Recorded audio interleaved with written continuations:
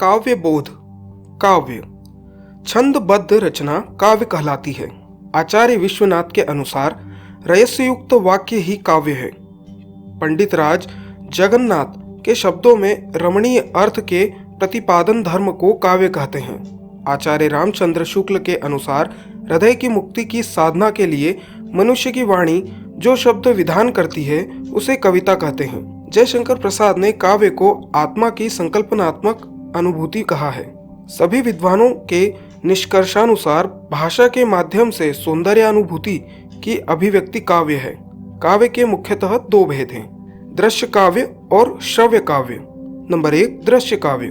जिस काव्य रचना को हम आंखों से देखते और कानों से सुनते हैं उसे दृश्य काव्य कहते हैं। नाटक एवं एकांकी आदि दृश्य काव्य के अंतर्गत आते हैं। दृश्य काव्य रंगमंच पर अभिनीति किए जाते हैं। नंबर 2, श्रव्य काव्य। जिस काव्य को पढ़कर या सुनकर आनंद प्राप्त किया जाए वह श्रव्य काव्य कहलाता है। उपन्यास, कविता एवं कहानी आदि श्रव्य काव्य के अंतर्गत आते हैं। काव्य के बाह्य रूप के आधार पर दो भेद किए जाते हैं, पद्य काव्य और गद्य काव्य। पद्य काव्य में छंद अथवा नियमित लय का प्रयोग किसी न किसी रूप में अनिवार्य रूप से किया जाता है, किंतु गद्य काव्य में उसका प्रयोग नहीं किया जाता। नंबर 1, पद्य काव्य। पद्य काव्य के प्रमुख दो भेद हैं, मुक्तक काव्य और प्रबंध काव्य। नंबर 1, मुक्तक काव्य। मुक्तक काव्य में प्रत्येक छंद अपने आप में स्वतंत्र और पूर्ण रहता है। इसमें पूर्वापर संबंध नहीं रहता, अतः छंदों या गीत का क्रम बदल देने पर भाव स्पष्ट करने में असुविधा नहीं होती। सामान्यतः इसके अंतर्गत गीत, कविता, दोहा, पद आदि आते हैं। बिहारी सतसाई के दोहे, कबीर की साखी, सूर्य एवं मीरा के पद तथा गिरधर की कुंडलियां मुक्तक काव्य के अंतर्गत आते हैं। मुक्तक काव्य की विशेषताएं निम्नानुसार हैं। नंबर 1, उसका प्रत्येक छंद स्वतंत्र होता है। नंबर 2, मुक्तक काव्य में जीवन दर्शन छिपा रहता है। नंबर 3, भाषा सरल और स्पष्ट रहती है। नंबर 2, प्रबंधक काव्य। प्रबंधक काव्य का एक प्रमुख भेद है। प्रबंध काव्य में छंद किसी एक कथा सूत्र में पिरोए रहते हैं। छंदों के क्रम को बदला नहीं जा सकता। प्रबंध काव्य विस्तृत होता है, उसमें जीवन की विभिन्न झांकियां रहती है। इसमें किसी व्यक्ति के जीवन चरित्र का वर्णन होता है। प्रबंध काव्य के दो उपभेद होते हैं, महाकाव्य और खंड काव्य।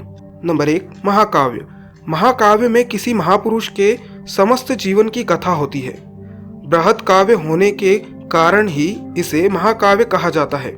महाकाव्य की विशेषताएं निम्नानुसार हैं। नंबर 1, महाकाव्य की कथा इतिहास प्रसिद्ध होती है। नंबर 2, महाकाव्य में 8 या उससे अधिक सर्ग होते हैं। नंबर 3, इसका नायक उदात्त चरित्रवान होता है।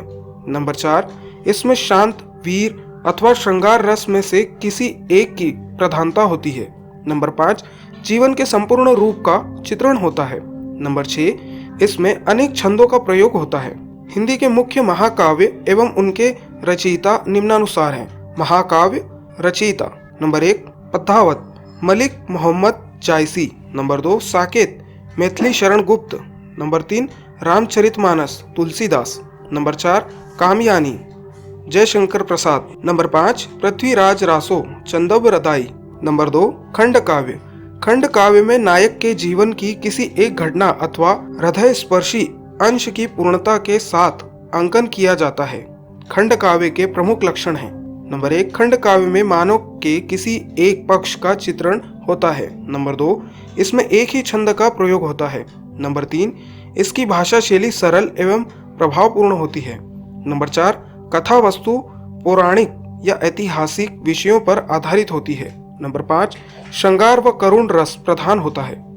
नंबर 6, इसका उद्देश्य महान होता है। हिंदी के प्रमुख खंड काव्य एवं उनके रचयिता निम्नानुसार हैं। प्रमुख खंड काव्य रचयिता: नंबर 1, पंचवटी मैथिली शरण गुप्त।